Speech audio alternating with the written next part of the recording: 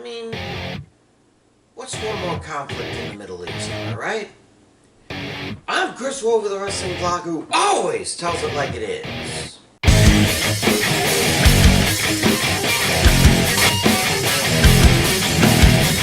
It's a good thing the other title matches outside of the Women's North American ended in retaining, or this would have been a post-St. Valentine's Day massive failure on my part. Not as good as the Rumble picks, but still decent.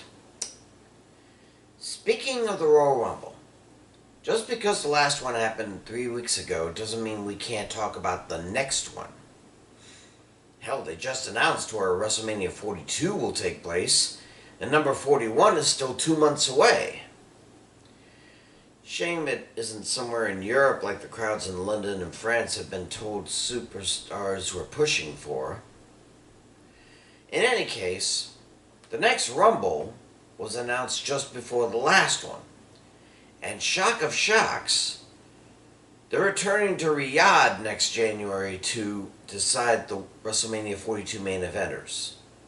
Well, okay, maybe not so shocking. I mean, after all, the first PLE in Riyadh was the so-called Greatest Royal Rumble, with 50 competitors taking part, the wrestler formerly known as Daniel Bryan lasting over 77 minutes in his only visit to the Middle East, mind, and Braun Strowman winning the ugly green belt signifying his win. I thought it was a pretty awesome match, but as you are no doubt aware, I'm kind of a biased SOB. So, why not have the actual PLE in Saudi Arabia? Well, the one main reason is that the PLE now has 2 Rumble matches, one for men and one for women. And we all know how the Middle Eastern nations treat women. I mean, we do try to satisfy their religious followings by having female superstars covered from neck to wrist to ankle instead of the wildly inappropriate gear they normally don. But how in the world is Triple H going to convince 30 females to cover up so that they don't have to hold the Women's Rumble on the following SmackDown or the like? I'm really not sure he can, not even for something more than a WrestleMania main event. Another reason should be that the WWE is keeping to the contract they've signed with Riyadh by giving them at least 2 annual PLEs since the pandemic protocols were lifted. So, what? Is Crown Jewel and King and Queen of the Ring not enough for them anymore? I doubt we ever promised them a WrestleMania in the future, though the ones before the pandemic were near WrestleMania quality to say the least, but why travel halfway around the world to have a major PLE? We promised them nothing of the sort when the contract was inked by Mr. McMahon, right? And that's another thing. The contract between the board of directors of the WWE and the Saudi government, who were trying to make Riyadh more modern than the stereotypical Middle Eastern cities outside of the United Arab Emirates. That was signed by them. The people at TKO, Endeavor, and the McMahon-less WWE board, who knows how they feel about this agreement? I mean, isn't this like when the U.S. made a deal with the French king during the Revolution, but then the deal fell through and the king was beheaded? Yeah, I like Hamilton. So what? Should the current WWE leadership still be beholden to this contract? I don't know. I would think that Riyadh's doing alright even without the WWE coming twice a year.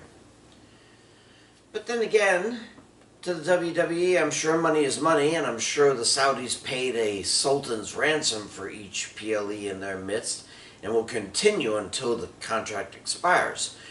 But the real question is it blood money?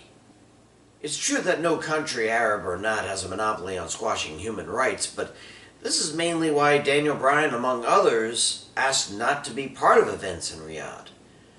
Now, they are getting better, enough anyway for Sami Zayn and John Cena to live their boycotts and make appearances, but there's still little doubt that rights are still being suppressed in Saudi Arabia, and that Riyadh's civilizing makeover is just for rich people to enjoy themselves without having to hop to Dubai or the like.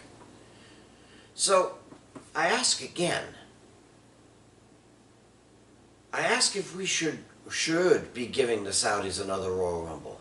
I know the first W in WWE stands for World, but plenty of the places the WWE have been to around the world, London, Edinburgh, Lyon, Berlin, Perth, Sydney, San Juan, etc. They do not put down deviants and women and expect contracts with a megalomaniac and legal trouble to still be valid.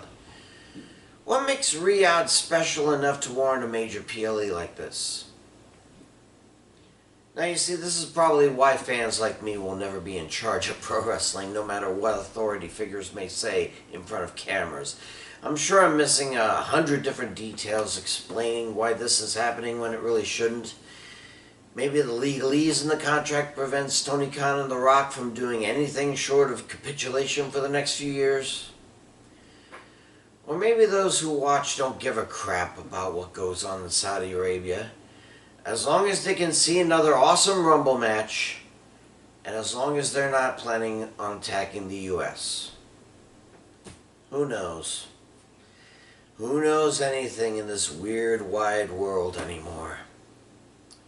I'm Chris Wolvie, the Wrestling Vlog, who always tells it like it is. Pray for peace, and I'll see ya